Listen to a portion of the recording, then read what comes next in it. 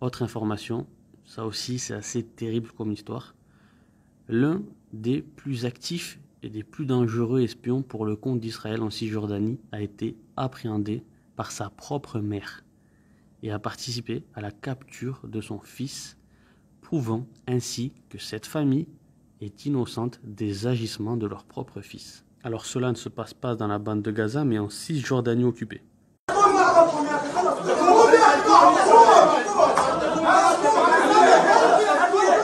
Il y a deux jumeaux, un fait partie d'une milice de la résistance et l'autre est un espion pour Israël. La famille, ayant appris cette histoire, ont immédiatement procédé à son arrestation et à son exécution. Par sa faute, des dizaines de Palestiniens sont morts. Ils donnaient leur position à l'armée israélienne qui venait les exécuter par des drones ou des raids de l'aviation. La maman a participé à la capture de son propre fils, mais ce sont les hommes de la famille qui l'ont exécuté. C'est très compliqué de faire un commentaire sur cette histoire qui est très dramatique. D'un côté, c'est ton fils ou ton frère, et de l'autre côté, en fait, il a aidé à faire tuer des dizaines de personnes.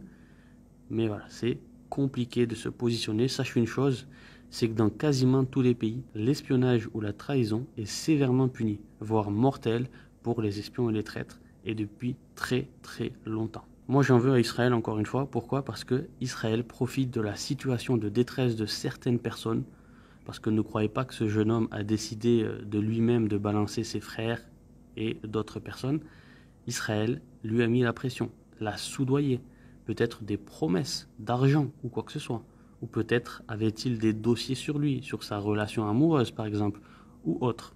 Bref, cela lui a été fatal, mais ce que je veux vous dire par là, c'est que regardez quelles sont les techniques israéliennes qui vont profiter de la détresse des gens pour leurs profits et leurs intérêts. C'est le fameux dicton, la fin justifie les moyens. Alors, autre information, lui, c'est Yoshi Lando. C'est le chef de l'entreprise Zaka. Et Zaka, si tu ne connais pas, voilà, c'est une entreprise officielle israélienne qui s'occupe des blessés. Alors, c'est un mixte entre les pompiers, entre le SAMU, entre l'armée, bref, voilà, c'est un mixte. Et ce mec-là, ce Yoshi Lando, c'est une des personnes qui a lancé la fameuse fake news des 40 bébés décapités lors du 7 octobre, ainsi que d'autres fake news, comme celle de la femme enceinte qui a été éventrée, ou le bébé qui a été poignardé, ou le bébé qui a été poignardé en plus d'avoir reçu une balle dans la tête, etc. Donc c'est lui qui est à la base de ces rumeurs. Alors Al Jazeera l'a interviewé et a essayé de voir ses preuves. Regarde quelles sont ces preuves. The baby that was connected to the cord was stabbed, and she was shot in the back. Kibbutz Be'eri has denied this account. The story of the pregnant woman reported by Zaka is not relevant to Be'eri. Yossi Landau insists he witnessed this scene at Be'eri. If you want to see the picture, I have the picture of it. Are you able to share the photographic evidence with us? To show you. Yes. Where's my phone? Oh, I'm sorry. I will not put it in front of the camera. No, that's fine. I'll come and look. This is the knife they used. Shot and killed, but Over here was the woman. But that's the imagery after the bodies had been cleared away. Oh. Yes. This is the baby. This is it. I'm sorry to be graphic here, but I can't see a baby here. You can't see the baby but this is the picture of the mother. Okay. For sure, you know, we didn't think when we over there, we didn't think that to camera everything. We didn't have that. This wasn't in our.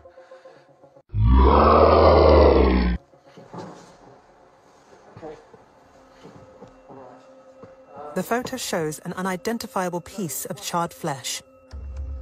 The list of the dead contains no victim that fits Yossi Landau's description. On October 7th, 2 babies die. One is killed when a bullet is fired through a door. The other dies following an emergency cesarean after the mother is shot. Neither is burned or beheaded. You being someone who, with your own hands, with your own eyes, with your nose, you smelled this, what would you say to that person who is downplaying what took place here? I wouldn't say anything. I would ask, please give me. He should be together with the Hamas terrorist, and he should be killed. because he's a part of it.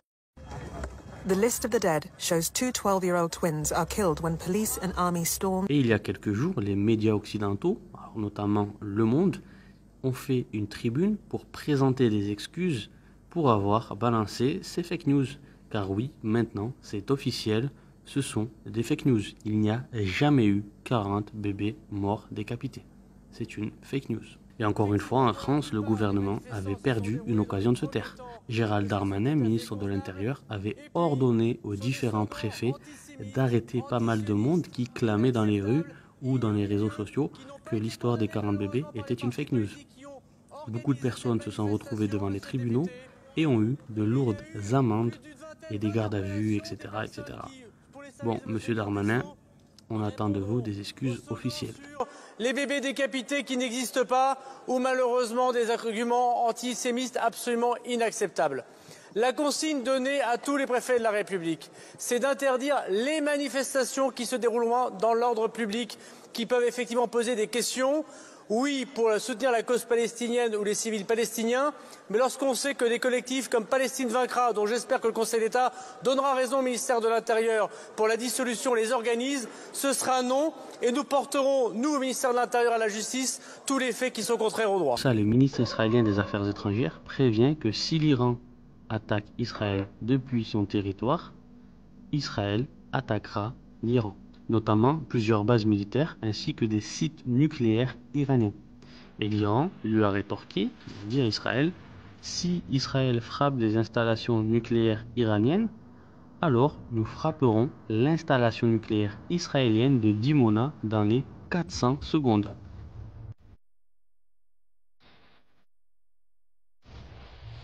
Donc voilà, 400 secondes, c'est assez précis, c'est la vitesse du missile Fatah 2 entre l'Iran et Israël.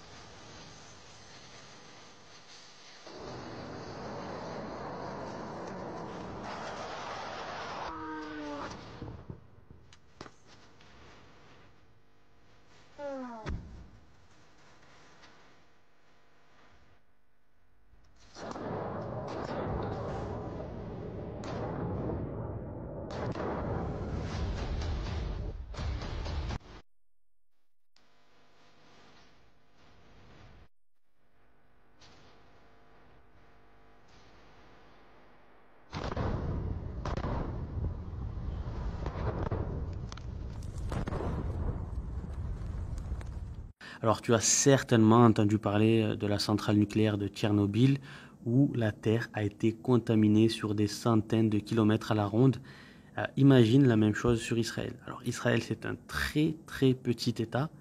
La Terre Sainte serait alors inhabitable pour des centaines d'années si cela devait arriver. Un seul missile sur la centrale de Dimona et c'en est terminé pour Israël, mais aussi pour la bande de Gaza, mais aussi pour la grande majorité du Liban et peut-être même la Syrie, etc. Autre information, les services secrets israéliens, alors du Shin Bet et du Mossad, qui ont envoyé des délégations négocier avec le Hamas, expliquent que Netanyahou fout la merde lors des négociations. Alors je cite, « Nous obtenons l'autorisation le matin, puis Netanyahou appelé le soir pour faire obstacle aux négociations. Fin de citation. Alors ce sont des fuites de la délégation de négociation israélienne qui sont parvenues aux médias Al Jazeera et on apprend donc un petit peu plus sur le déroulement des négociations. Dès qu'il y a une avancée majeure, le bureau de Netanyahou ordonne certaines choses et fait capoter les négociations.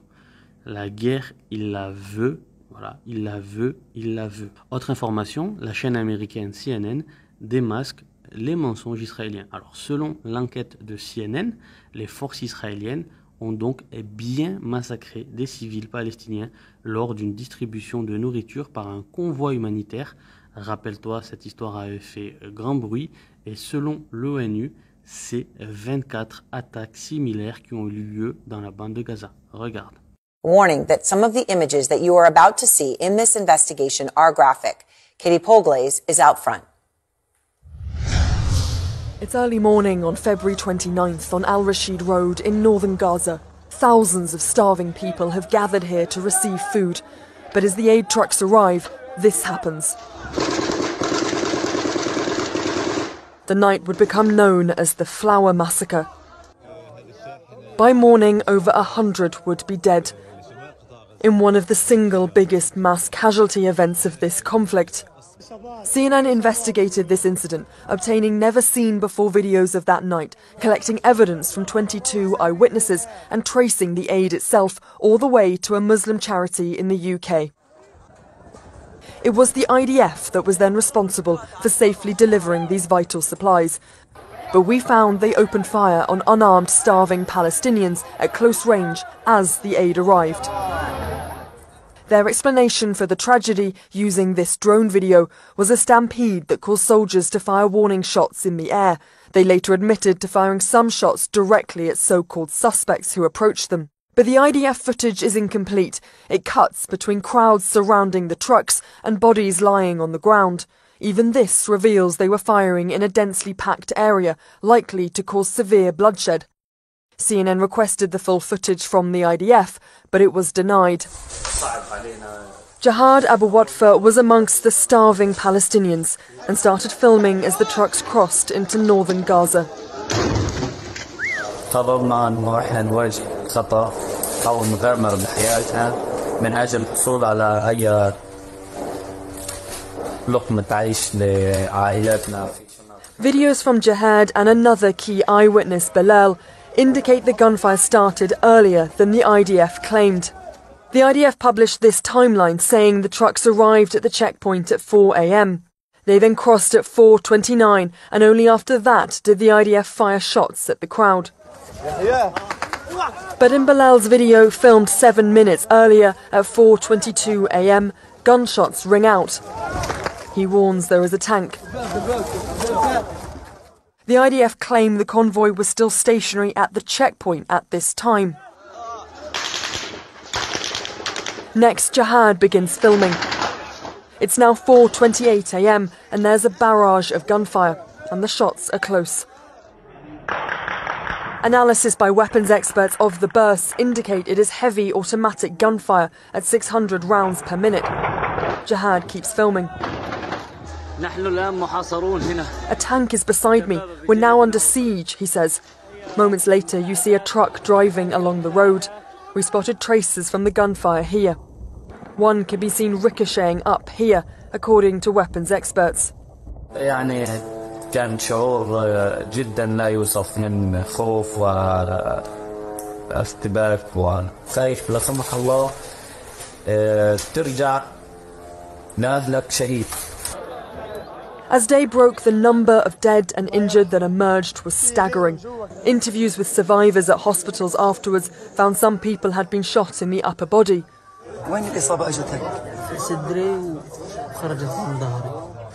Amid the devastation, CNN found a clue as to who had delivered this aid, this box with the writing Ummah Welfare Trust.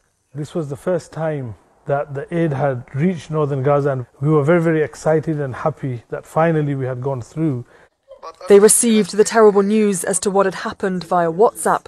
I woke up to some photos with cardboard boxes of our logo, Ummah Welfare Trust, with bloodstains on them. And it came as a shock. This is the first time in 20 years where I've actually seen blood being mixed with aid. In all, at least 118 died that day.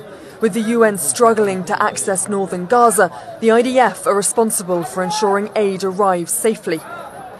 Despite this, the UN has documented 24 attacks on Palestinians awaiting aid in the last 3 months alone.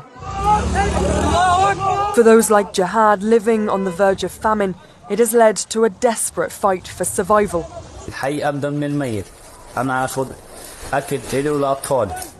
And now that fight becomes more challenging than ever. Well, Aaron, the IDF have not yet responded to CNN's questions on these findings. We've also asked for that full unedited drone footage, but those requests have been denied. And really, this investigation is calling into question the IDF's ability to safely deliver, distribute aid when it's clearly most desperately needed. Autre information, les attaques décomplexées du Yémen poussent un navire de guerre français à quitter la mer Rouge. Les forces de l'OTAN ont été incapables de dissuader les opérations pro-palestiniennes des forces armées yéménites, malgré une militarisation massive de la mer Rouge, malgré les nombreux bombardements américains et britanniques contre les Houthis. Ils n'arrivent pas à stopper les attaques des Houthis. Ils sont déterminés comme jamais, les Houthis, et du coup, les forces de l'OTAN patinent et ont du mal à stopper ces attaques. D'ailleurs, la frégate française, c'est une frégate Frem Alsace de classe Aquitaine, a quitté la mer Rouge après avoir manqué de missiles et de munitions, repoussant les attaques des forces armées yéménites. Alors selon le commandant Jérôme Henry, il a dit « Nous ne nous attendions pas nécessairement à ce niveau de menace. Il y a une violence décomplexée, assez surprenante et très significative. Les Houthis n'hésitent pas à utiliser des drones qui volent au ras de l'eau et à les faire exploser sur des navires commerciaux et à tirer des missiles balistiques. En gros, ils n'ont jamais vu ça de leur vie. » Encore une fois, c'est une guerre d'usure. Les drones des Houthis valent quelques milliers de dollars. En face, les missiles de la force de l'OTAN coûtent des millions de dollars.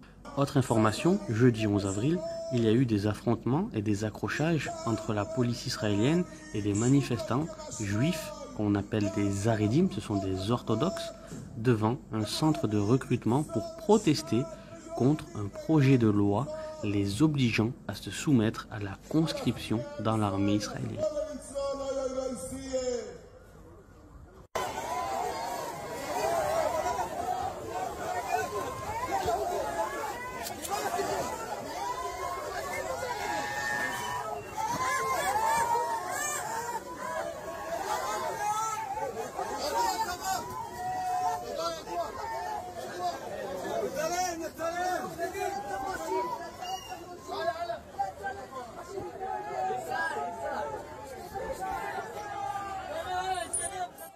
Autre info, après avoir subi un lourd tribut dans des violents combats à Khan Younes, au sud de la bande de Gaza, l'armée israélienne s'est donc retirée en catastrophe, il faut le dire là aussi, laissant derrière elle des tonnes et des tonnes de munitions militaires restées intactes dans diverses zones civiles.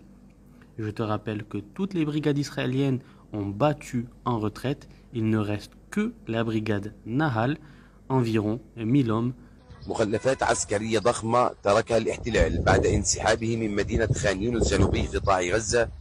بعد احتلال لهذه المدينة لمدة 4 أشهر انسحب الاحتلال وترك معدات عسكرية مستخدمة أو غير مستخدمة لا نعلم هي تمثل خطر على المواطنين في مدينة خان يونس وهي بحاجة لخبراء لتفقد هذه المنظومة. Autre info, les ministres Ben-Gvir et Smotrich protestent alors que l'armée israélienne se retire de la bande de Gaza et que les pourparlers d'un cessez-le-feu sont en train de prendre de l'ampleur au Caire. Alors que les informations font état de progrès dans les négociations d'un cessez-le-feu et que l'armée israélienne réduit sa présence dans la bande de Gaza, comme je l'ai dit, toutes les brigades sont parties, le ministre de la Sécurité nationale, Itamar Ben-Gvir, a lancé lundi un ultimatum au Premier ministre Netanyahou pour qu'il poursuive la guerre contre le Hamas, notamment attaquer la ville de Rafah. Et pendant ce temps, le ministre des Finances, Bezalel Smotrich, a convoqué les ministres et les législateurs de son parti ultranationaliste sioniste religieux pour une consultation urgente sur les rapports entrants.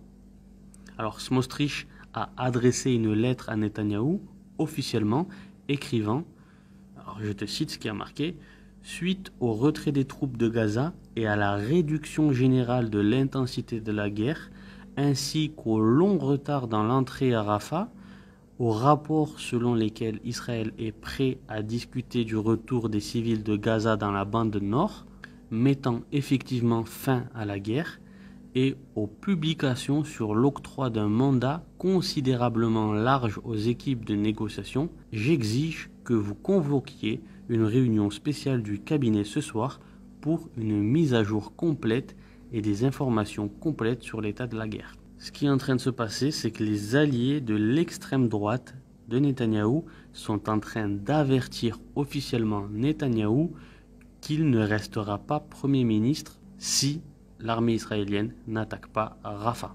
Et on finit avec cette info. Alors, à son retour de Gaza, le directeur de la World Surgical Foundation, le docteur Mark Perlmutter, a déclaré, je cite, « Le génocide a été l'impression accablante que j'ai eue. » Voilà, le docteur Mark rappelle que les horribles blessures subies par les Palestiniens, dont la majorité étaient des enfants, en tout cas c'est ce que beaucoup de médecins disent, les patients qui viennent dans les hôpitaux sont des enfants et des femmes à grande majorité, 70% environ.